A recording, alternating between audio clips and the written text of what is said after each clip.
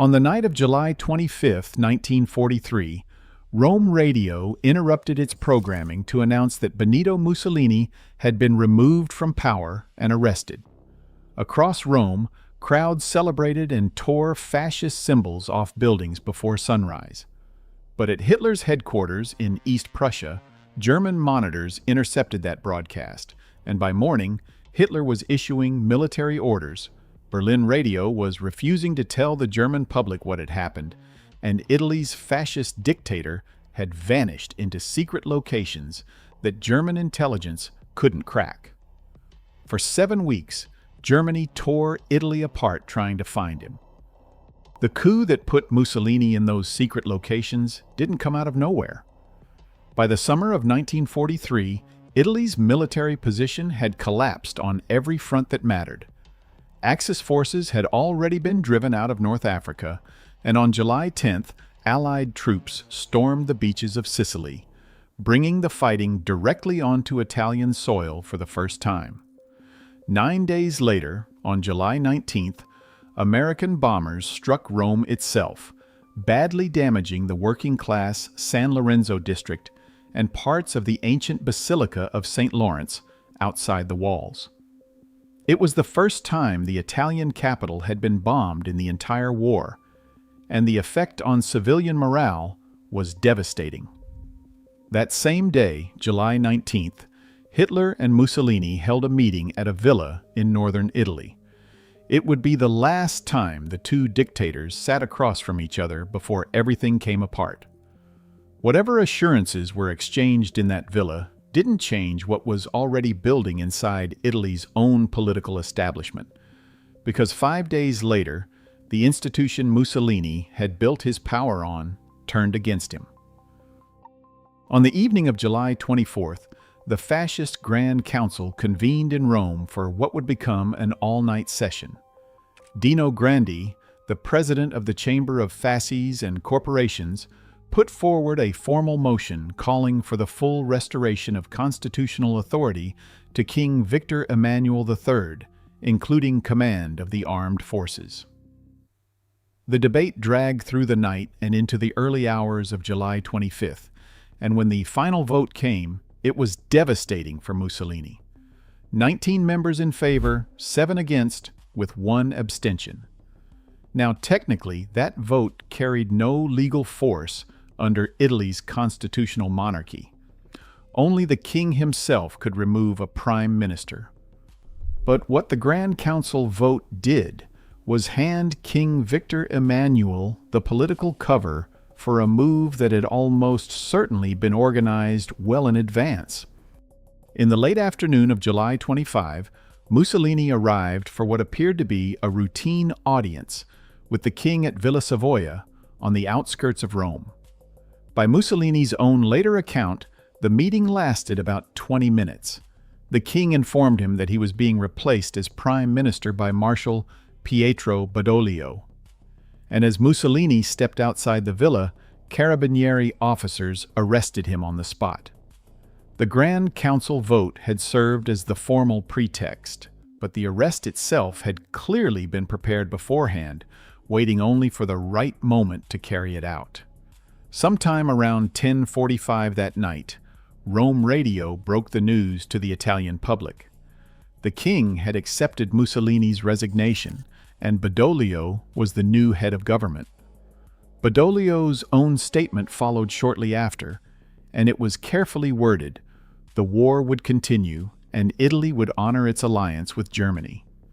But the streets of Rome told a completely different story. Celebrations erupted spontaneously across the capital, and within hours, the fascist emblems that had hung in public spaces for over 2 decades were being ripped down and destroyed.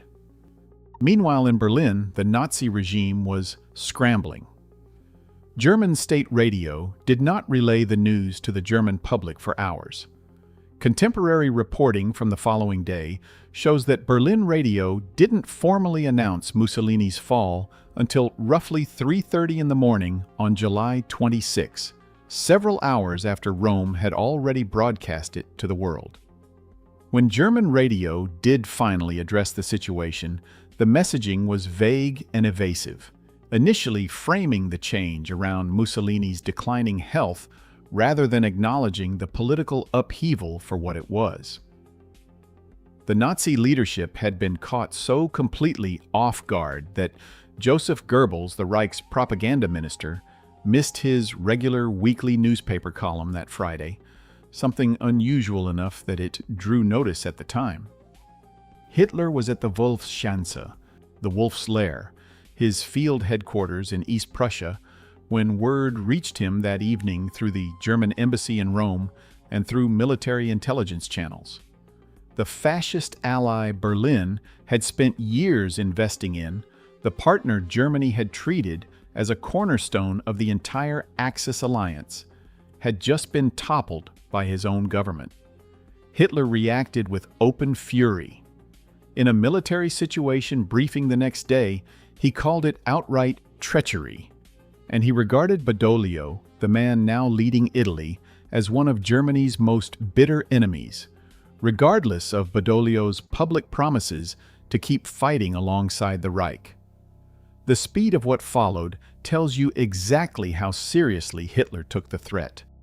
In the hours and days after the coup, German military planners drew up contingency plans to occupy Rome outright and move against the new Italian government and even the royal family. Those plans were ultimately not acted on immediately, but the intent behind them was real, and they stayed on the table. On July 26, the very next morning after the coup, Hitler gave the order that would drive the next 7 weeks of covert operations across Italy. He tasked General Kurt Student, commander of Germany's parachute forces, with locating and rescuing Mussolini, an operation that would eventually be codenamed Fall Esche, or Operation Oak. In parallel, SS officer Otto Skorzeny was assigned to lead the ground-level manhunt. The Italian government clearly anticipated a German rescue attempt, because over the following weeks they moved Mussolini repeatedly between secret locations, shuttling him first to the island of Ponza off the western coast, then to the island of La Maddalena near Sardinia. Each transfer was designed to keep him one step ahead of German intelligence. Keeping Italy's most wanted prisoner in one heavily fortified location and defending it would have been the obvious play, but the Italians chose to keep him moving instead, which tells you how seriously they took the threat of a German extraction. What ultimately gave Mussolini's location away was the very technology shaping the entire war: radio communications.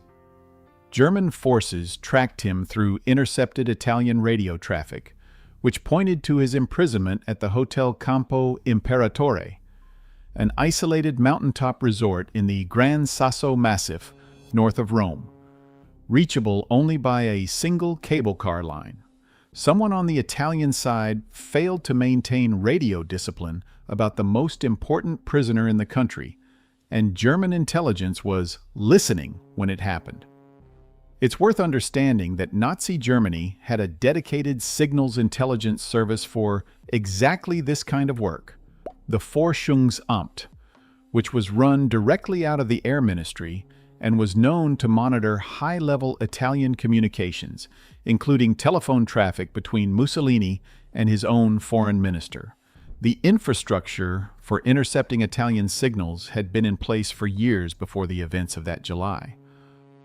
On the morning of September 12, 1943, Skorzeny and a German commando force, accompanied by paratroopers under Student's command, descended on the Gran Sasso in gliders and small aircraft. The operation was audacious by any measure. Military gliders attempting to land on rocky, uneven mountain terrain with no certainty about what resistance the Italian garrison at the hotel would put up. But the Italian guards at the Hotel Campo Imperatore offered no resistance whatsoever, and Mussolini was freed without a single shot being fired. He was loaded into a small aircraft on a narrow stretch of ground near the hotel and flown off the mountain.